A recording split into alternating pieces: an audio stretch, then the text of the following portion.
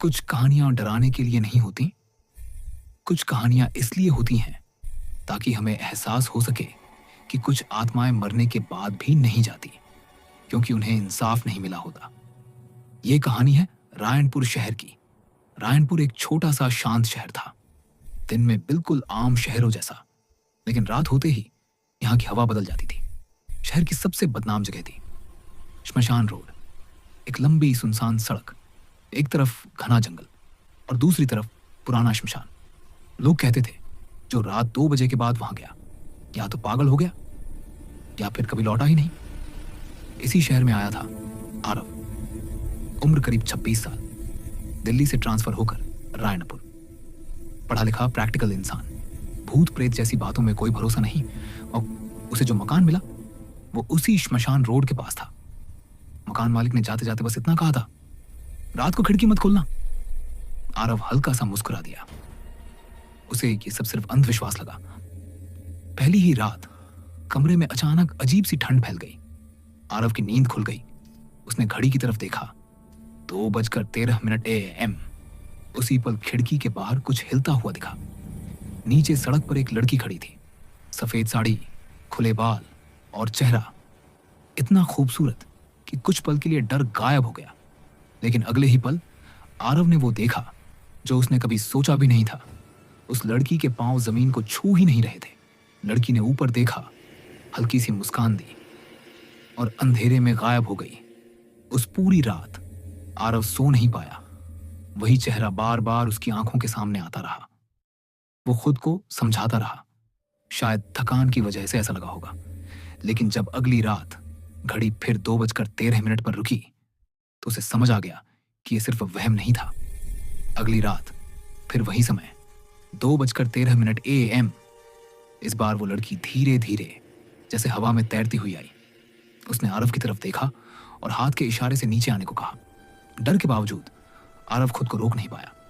उसने पूछा, तुम कौन हो? लड़की ने बहुत धीमे कहा, मेरा नाम अनन्या। उसकी आवाज में ऐसा दर्द था जो सालों से दबा हुआ हो।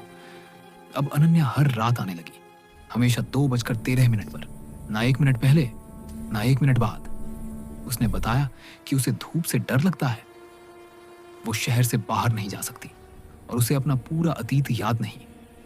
आरव उसकी आंखों में छुपे दर्द को महसूस करने लगा। एक रात उसने कहा, तुम दिन में मुझसे मिलो। अनन्या घबरा गई।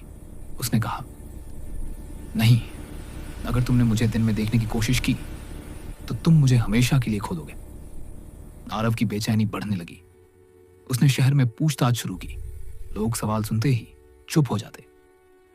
आखिरकार एक बूढ़े पंडित ने कहा, 20 साल पहले इसी श्मशान रोड पर एक लड़की को जिंदा जला दिया गया था। उसका नाम था अनन्या वर्मा।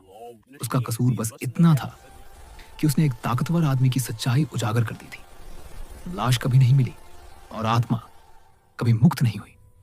उस रात हवा अजीब तरह से ठंडी थी। 2:13 पर अनन्या आई। आरव ने कांपती आवाज में पूछा, तुम मर चुकी हो, है ना? अनन्या की मुस्कान गायब हो गई। उसने कहा, हाँ, मैं मरी थी, लेकिन मुझे जाने नहीं दिया गया। उसने आरव का हाथ पकड़ा। उसका हाथ बर्फ जैसा ठंडा था। अनन्या ने बस इतना कहा, मुझे इंसाफ चाहिए। उस रात के बाद आरव एक पल भी चैन से नहीं सो पाया। अनन्या की ठंडी उंगलियों का एहसास और उसके शब्द, मुझे इंसाफ चाहिए, उसके दिमाग में गूंजते रहे। और तभी आरव ने वो फैसला लिया जिसने सब कुछ बदल दिया। श्मशान रोड के नीचे खुदाई हुई।